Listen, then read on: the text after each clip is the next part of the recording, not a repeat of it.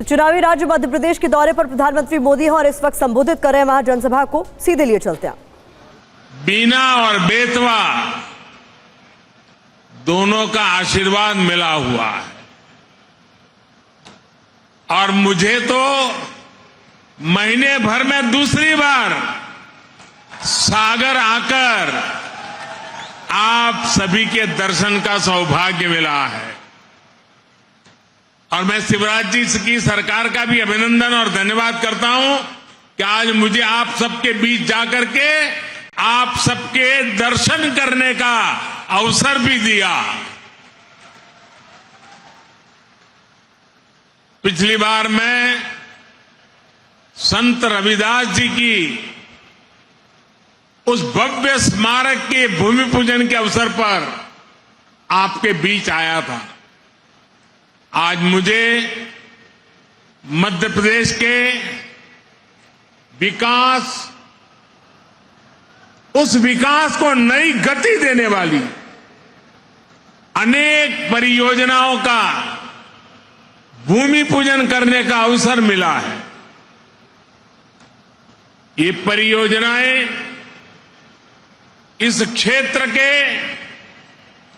औद्योगिक विकास को नई ऊर्जा देगी। इन परियोजनाओं पर केंद्र सरकार 50,000 करोड़ रुपए से ज्यादा खर्च करने वाली है। आप कल्पना कर सकते हैं 50,000 करोड़ क्या होता है। हमारे देश के बहुत सारे राज्यों का पूरे साल का बजट भी इतना नहीं होता है जितना आज एक ही कार्यक्रम के लिए भारत सरकार लगा रही है।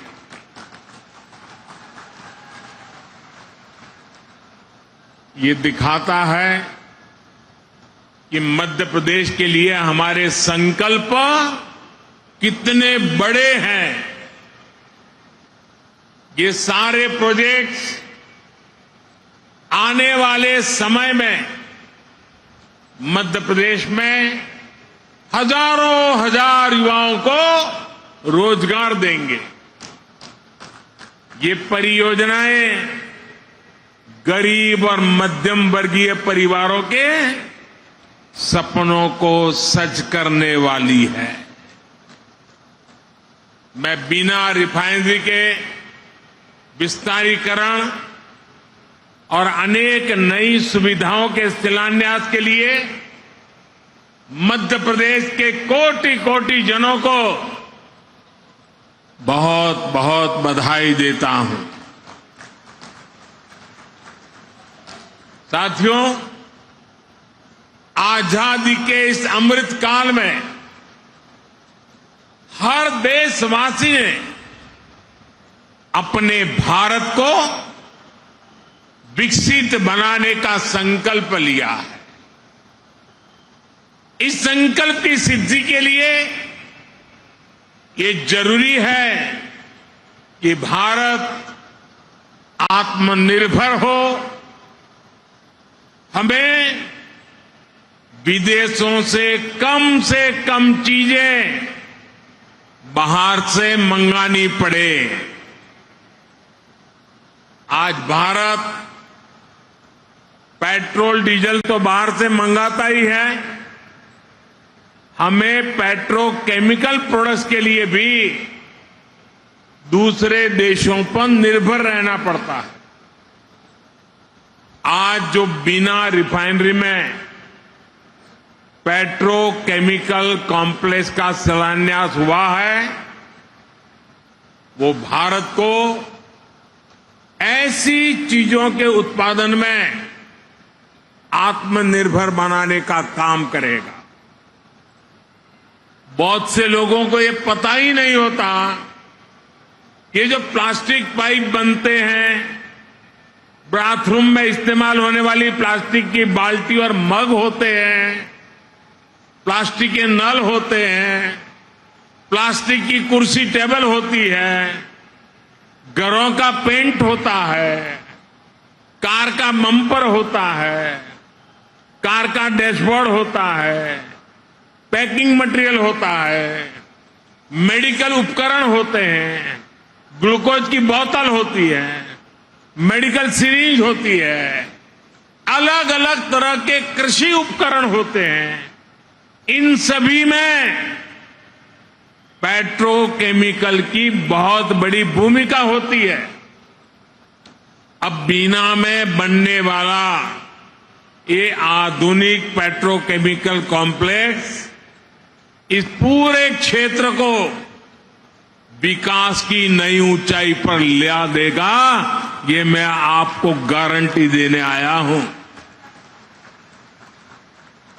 इससे यहां नई नई इंडस्ट्री आएगी, यहां के किसानों, यहां के छोटे उद्यमियों को तो मदद मिलेगी ही, सबसे बड़ी बात है मेरे नौजवानों को रोजगार के भी हजारों मौके मिलने वाले हैं। आज के नए भारत में मैन्युफैक्चरिंग सेक्टर का भी कायाकल्प हो रहा है। जैसे जैसे देश की जरूरतें बढ़ रही हैं, देश की जरूरतें बदल रही हैं, मैन्युफैक्चरिंग सेक्टर को भी आधुनिक बनाना उतना ही जरूरी है। इसी सोच के साथ आज यहां इस कार्यक्रम में एमपी के 10 नए इंडस्ट्रियल प्रोजेक्ट पर भी काम शुरू किया गया है।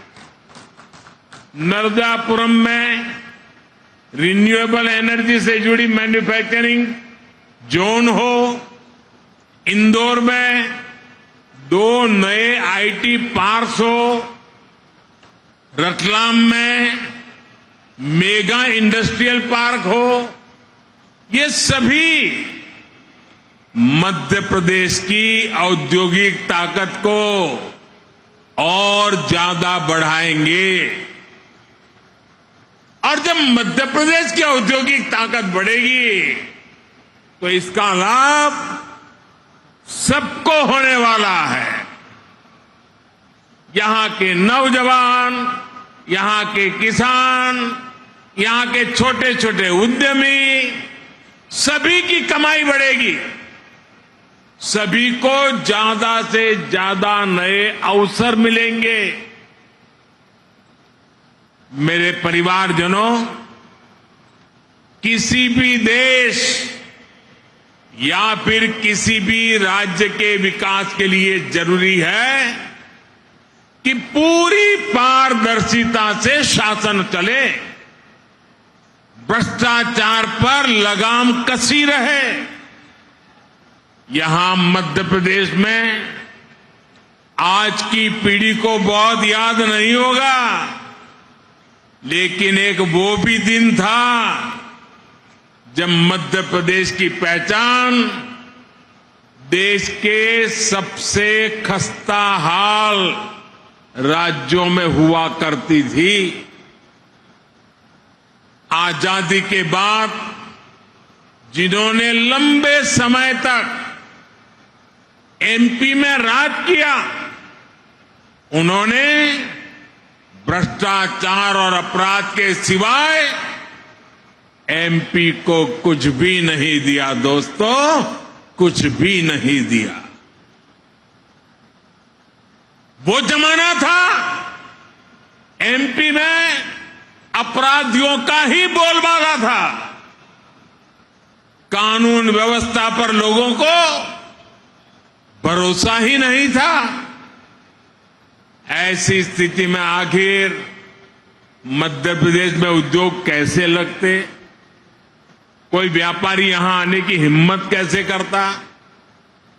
आपने जब हम लोगों को सेवा का मौका दिया, हमारे साथियों को सेवा का मौका दिया, तो हमने पूरी ईमानदारी से मध्य प्रदेश का भाग्य बदलने का भरसक प्रयास किया है।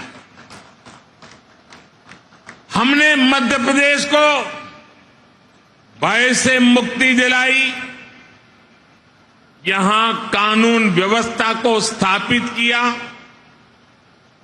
पुरानी पीढ़ी के लोगों को याद होगा कि कैसे कांग्रेस ने इसी बुंदेलखंड को सड़क, बिजली और पानी जैसी सुविधाओं से तरसा कर रख दिया था।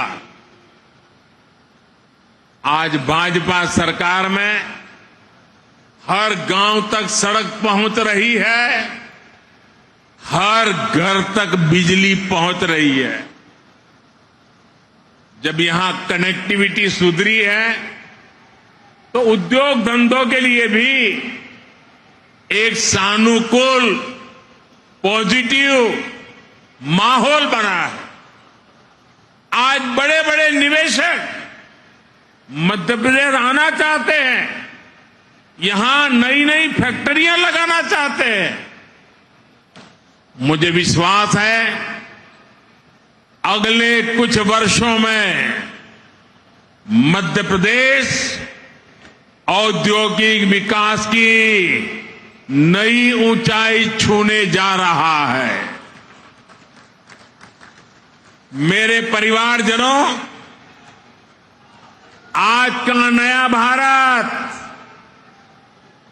बहुत तेजी से बदल रहा है। आपको याद होगा, लाल किले से मैंने गुलामी की मानसिकता से मुक्ति और सबका प्रयास के संबंध में विस्तार से चर्चा की थी। मुझे आज ये देखकर बहुत गर्व होता है कि भारत ने गुलामी की मानसिकता को पीछे छोड़कर अब स्वतंत्र होने के स्वाभिमान के साथ आगे बढ़ना शुरू कर दिया है। और कोई भी देश जब ऐसा ठान लेता है तो उसका कायाकल्प होना शुरू हो जाता है। अभी अभी आपने इसकी एक तस्वीर G20 समिट के दौरान भी देखी है। गांव गांव के बच्चे की जुबान पर G20 शब्द आत्मविश्वास से गूंज रहा है। दोस्तों, आप सभी ने देखा है कि भारत ने किस तरह G20 का सफल आयोजन किया है। आप मुझे बताइए मेरे दोस्तों, बताएंगे ना? मुझे जवाब देंगे? हाथ ऊपर करके जवाब देंगे? वो पीछे वाले भी जवाब देंगे? सबके सब बोलेंगे? आप मुझे बताइए, G20 की सफलता से आपको गर्व हुआ या नहीं? आपको गर्व हुआ या नहीं? देश को गर्व हुआ कि नहीं हुआ? आपका माथा ऊंचा हुआ कि नहीं है? आपका सीना चौड़ा हुआ कि नहीं हुआ? मेरे प्यारे परिवारजनों, जो आपकी भावना है वो आज पूरे देश की भावना है। ये जो सफल G20 हुआ है, इतनी बड़ी सफलता मिली है, इसका श्रेय किसको जाता है? इसका श्रेय किसको जाता है? इसका श्रेय किसको जाता है? ये किसने कर दिखाया? ये किसने कर दिखाया? जी नहीं, ये मोदी ने नहीं, ये आप सबने किया है। ये आपका सामर्थ्य है। 140 करोड़ भारतवासियों की सफलता है दोस्तों। ये भारत की सामूहिक शक्ति का प्रमाण है और इस सम्मेलन में हिस्सा लेने के लिए दुनिया भर से विदेशी मेहमान भारत आए थे। वो भी कह रहे थे कि ऐसा आयोजन इसके पहले उन्होंने कभी नहीं देखा। देश के अलग अलग शहरों में भारत ने विदेशी मेहमानों का स्वागत किया, भारत दर्शन कराए। ये विविधताएं देख करके, भारत की विरासत को देख करके, भारत की समृद्धि को देख करके वे बहुत ही प्रभावित थे। हमारे यहां मध्य प्रदेश में भी भोपाल, इंदौर और खजुराहो में भी G20 की बैठकें हुई और उसमें शामिल होकर के जो लोग गए ना, वो आपके गुणगान कर रहे हैं, आपके गीत गा रहे हैं। मैं G20 के सफल आयोजन के लिए, यहां जो काम करने का अवसर मिला, इसके लिए आप लोगों का भी हृदय से आभार व्यक्त करता हूं। आप मध्य प्रदेश के सांस्कृतिक, पर्यटन, कृषि और औद्योगिक सामर्थ्य को दुनिया के सामने लाए हैं। इससे पूरे विश्व में मध्य प्रदेश की भी नई छवि निखर कर आई है। मैं शिवराज जी और उनकी पूरी टीम की भी G20 का सफल आयोजन सुनिश्चित करने के लिए प्रशंसा करूंगा। मेरे परिवारजनों, एक तरफ आज का भारत दुनिया को जोड़ने का सामर्थ्य दिखा रहा है। दुनिया के मंचों पर ये हमारा भारत विश्व मित्र के रूप में सामने आ रहा है।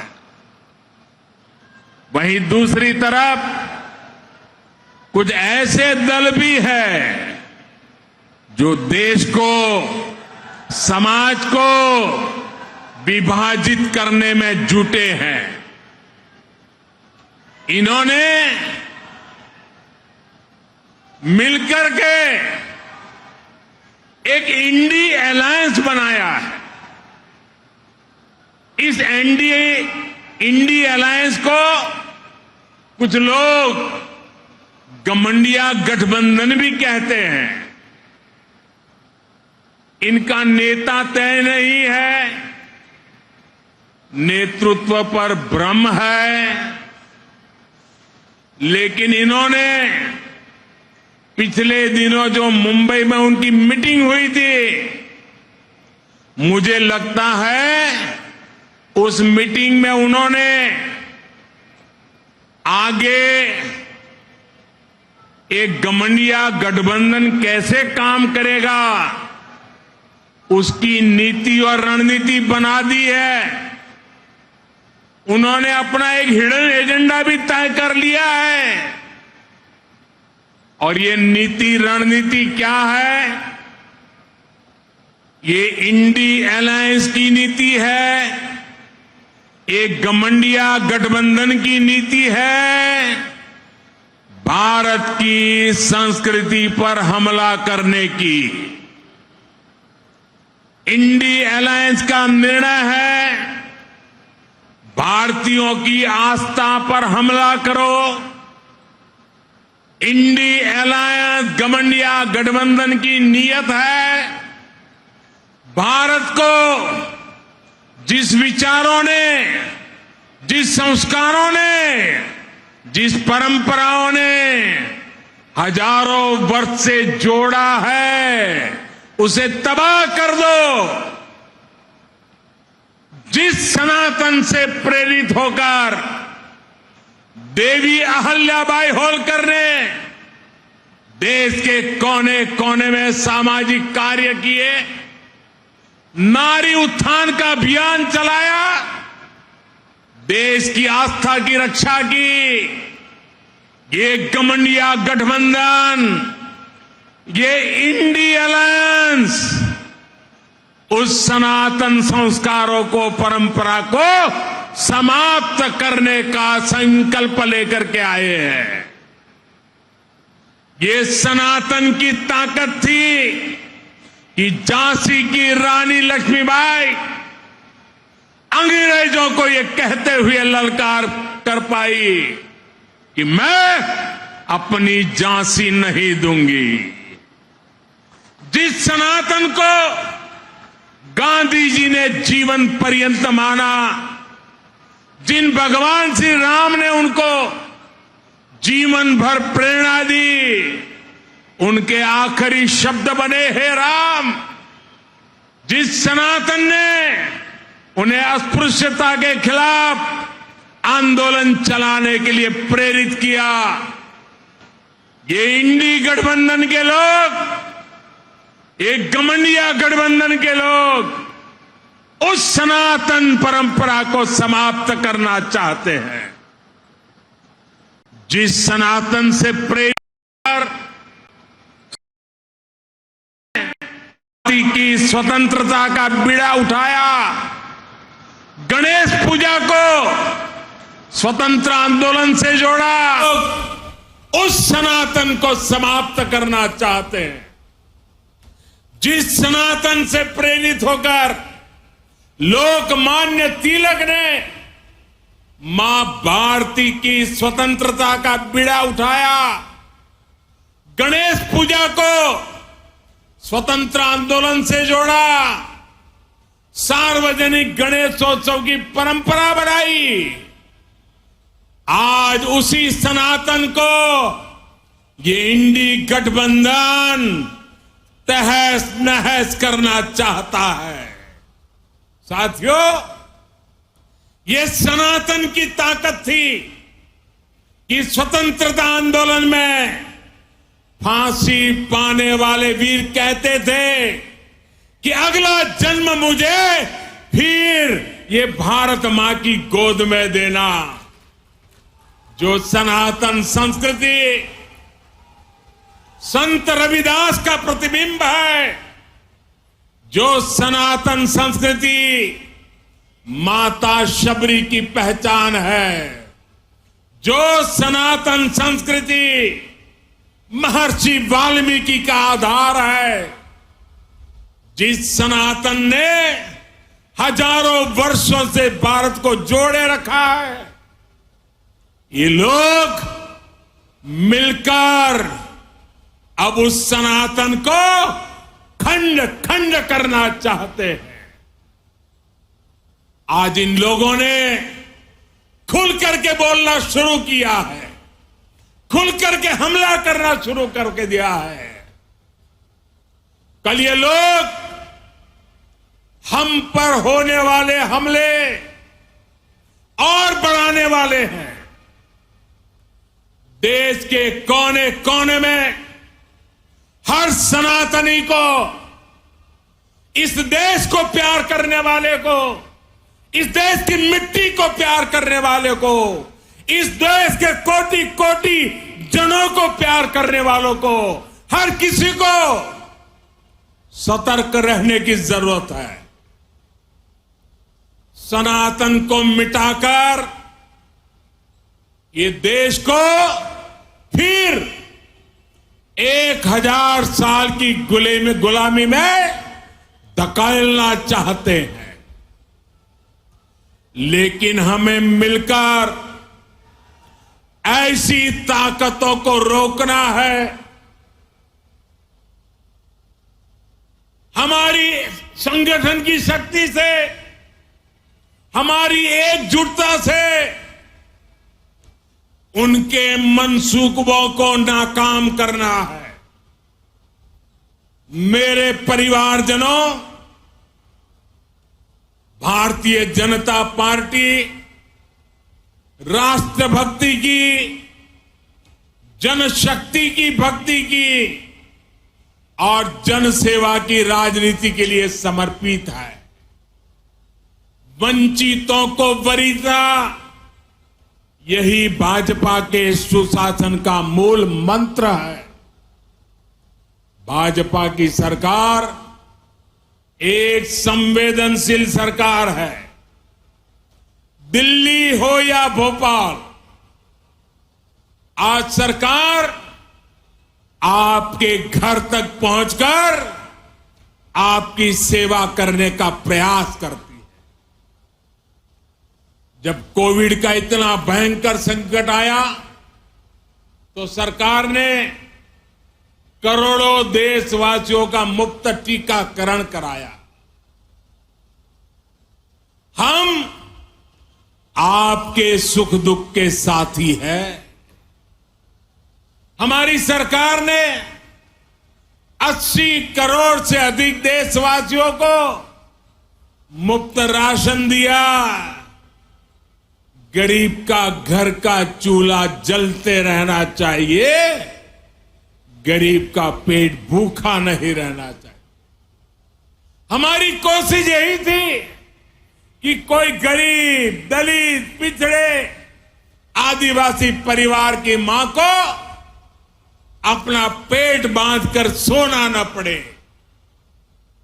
वो मां इस बात से ना तड़पे कि मेरा बच्चा भूखा है। इसलिए गरीब के इस बेटे ने गरीब के घर के राशन की चिंता की, गरीब मां की परेशानी की चिंता की, और ये दायित्व आप सबके आशीर्वाद से आज भी मैं निभा रहा हूं। मेरे परिवारजनों, हमारा ये निरंतर प्रयास है कि मध्य प्रदेश विकास की नई बुलंदियों को छुए, मध्य प्रदेश के हर परिवार का जीवन आसान हो, घर घर समृद्धि आए। मोदी की गारंटी का ट्रैक रिकॉर्ड आपके सामने है। उनकी टैप रिकॉर्ड सुनियाद करिए, मेरा ट्रैक रिकॉर्ड देखा करिए। मोदी ने गरीबों को पक्के घर की गारंटी दी थी। आज मध्य प्रदेश में ही 40 लाख से ज्यादा परिवारों को पक्के घर मिल चुके हैं। हमने घर घर टॉयलेट की गारंटी दी थी, ये गारंटी भी हमने पूरी करके दिखाई। हमने गरीब से गरीब को मुफ्त इलाज की गारंटी दी थी। हमने हर घर बैंक अकाउंट खुलवाने का गारंटी दी थी। हमने माताओं बहनों को धुएं से मुक्त रसोई की गारंटी दी थी। ये हर गारंटी आपका सेवक, ये मोदी आज पूरी कर रहा है। हमने बहनों के हितों को ध्यान में रखते हुए इस रक्षाबंधन पर गैस सिलेंडर की कीमतों में भी बड़ी कमी कर दी। इससे उज्ज्वला की लाभार्थी बहनों को अब सिलेंडर 400 रुपये और सस्ता मिल रहा है। उज्ज्वला की योजना कैसे हमारी बहनों बेटियों का जीवन बचा रही है, ये हम सभी जानते हैं। हमारा प्रयास है एक भी बहन बेटी को धुएं में खाना ना बनाना पड़े, और इसलिए कल ही केंद्र सरकार ने एक और बड़ा निर्णय लिया है। अब देश में 75 लाख और बहनों को मुफ्त गैस कनेक्शन दिया जाएगा। कोई भी बहन गैस कनेक्शन से छूटे नहीं, ये हमारा मकसद है। एक बार तो हमने काम पूरा कर दिया, लेकिन कुछ परिवारों में विस्तार हुआ, परिवार में 2 हिस्से हुए, तो दूसरे परिवार को गैस चाहिए। उसमें जो कुछ नाम आए हैं, उनके लिए ये नई योजना लेकर के हम आए हैं। साथियों, हम अपनी हर गारंटी को पूरा करने के लिए पूरी ईमानदारी से काम कर रहे हैं।